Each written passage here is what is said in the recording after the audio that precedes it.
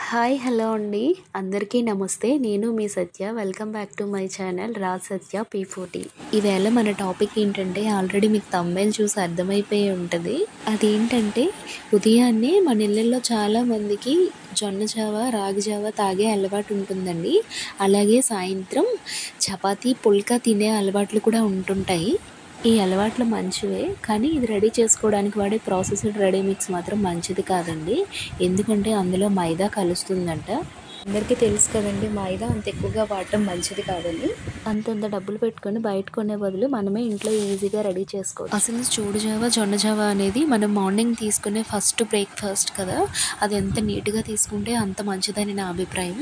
అలాగే మనం బయట నుంచి తెచ్చుకున్న రెడీ మిక్స్ మంచిదా కాదా అనే అనుమానంతో తాగే బదులు మనమే నీట్గా నెలలో ఏదో ఒక రోజు కేటాయించుకొని రెడీ చేసి పెట్టుకుంటే నెల మొత్తానికి సరిపోతుంది కదండి. అలాగే ఈ జొన్నలు, చోళ్ళు, గోధుమలతో ఓన్లీ జావలు, చపాతీలు, పుల్కాలే కాకుండా రకరకాల రెసిపీస్ కూడా చేసుకోవచ్చండి. మీకు ఎవరికైనా ఇంట్రెస్ట్ ఉంటే నాకు కామెంట్లో అడగండి, నేను రెసిపీస్ కూడా పోస్ట్ చేస్తూ ఉంటాను. మనమైతే జావలు తాగలం కానీ పిల్లలు తాగలేరు కదండి. వాళ్ళకి ఏదో ఒక స్నాక్ రూపంలో ఇస్తేనే తింటారు. మా పిల్లలు అయితే అలానే చేస్తారండి. వాళ్ళకి ఏదో రకంగా స్నాక్ రూపంలో చేసే ఇస్తుంటాను. అలాగే ఇక్కడ నేను ఈ పిండి రెడీ చేసుకోవడానికి జొన్నలు, గోధుమలు, చోళ్ళు అన్నీ 2 కేజీలు అయితే తీసుకున్నానండి. నేను ఇవి కడగడానికి ముందు వీటిని వాటర్లో 10 నిమిషాలు అయితే నానపోసుకున్నాను. ఇలా నానపోయడం వల్ల వాటికి ఉన్న డస్ట్ అంతా వాటర్లోకి రిలీజ్ అయ్యి కడగడం అయితే ఈజీగా అవుతుందండి. వాటిని కనీసం ఒక 10 సార్లైనా సరే వాటర్ మార్చి కడగాలండి. ఎలా అంటే మనకి ఫస్ట్ వాటర్ పోసినప్పుడు చాలా డస్ట్ రిలీజ్ అవుతుంది కదా. తర్వాత అలా కడుగుతూ ఉండగా వాటర్ అయితే తెల్లగా వస్తుందండి.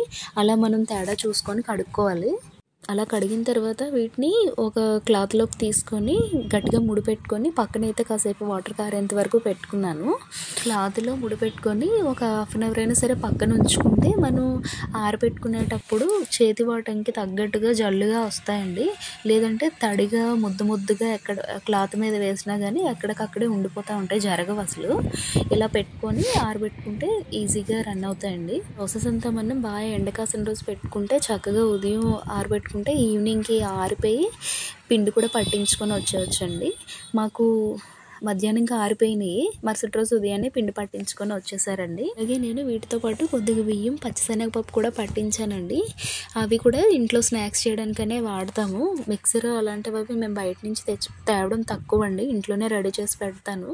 అలాగే వీటితో పాటు 1 కేజీ వరకు పసుపు కమ్మలు అయితే తెచ్చుకొని పట్టించుకున్నానండి. అంతే అండి, నెలలో ఒక రోజు కేటాయించామంటే నెలకు సరిపడా పిండిలు అయితే రెడీ చేసి పెట్టుకోవచ్చు. ఈ వీడియో మీకు ఇన్ఫర్మేటివ్ అనిపిస్తే please like, share, subscribe my channel.